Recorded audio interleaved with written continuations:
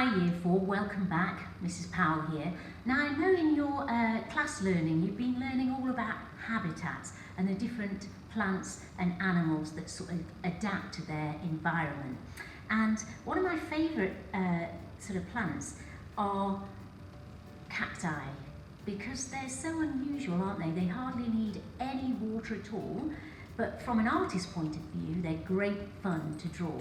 So don't worry if you haven't got real live cacti for you to draw from. I'm going to show you how we're going to do a still life.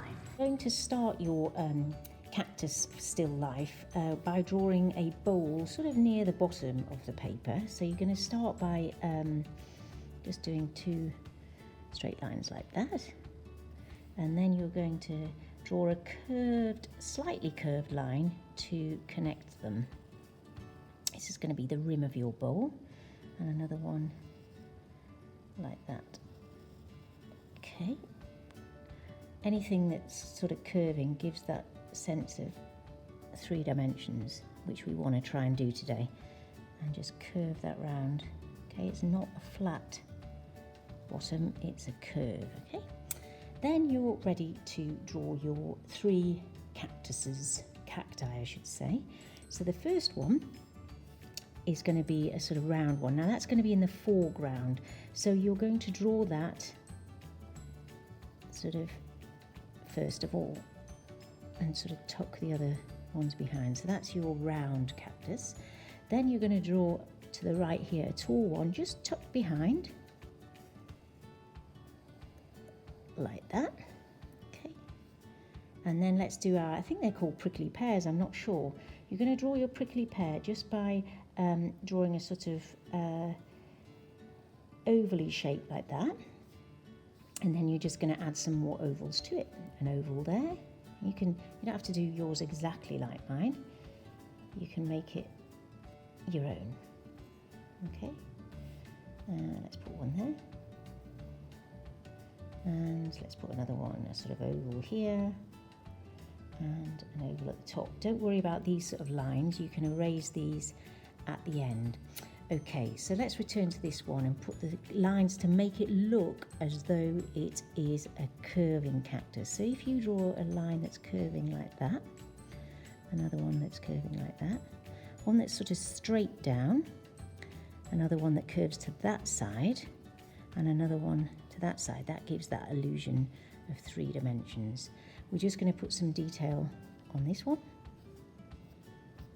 Okay. And now I'm going to show you how to draw the spines. They're actually quite easy. Let's show you on this one. All you need for the spines on the prickly pear are just 3 short lines like that.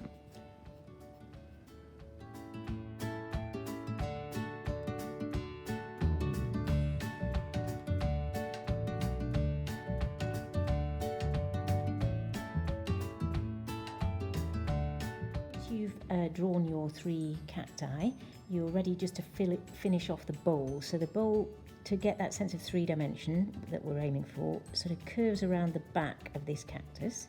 Then you're going to put a like little lip on it like that, and a very thin edge along here for the front of the bowl, and then this little curve there just to give that sense of 3 dimension.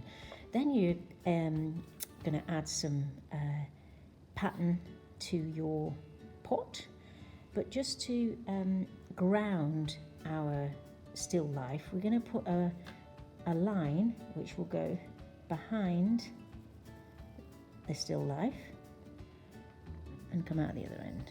Okay, so it actually looks as if it is sitting on a table. Just putting the finishing touches to my still life here. I have used coloured pencils. I like using coloured pencils because you can get different tones into your work to make the objects appear more 3D.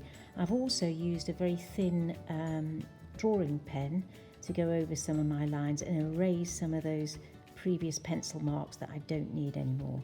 And you can do whatever nice sort of pattern you want for your pot. So here's my finished cactus still life, And if you want to show me your work, remember to save your work on the art portfolio on Google Classroom and just click comment so that I know you've done it and I can tell you what I think.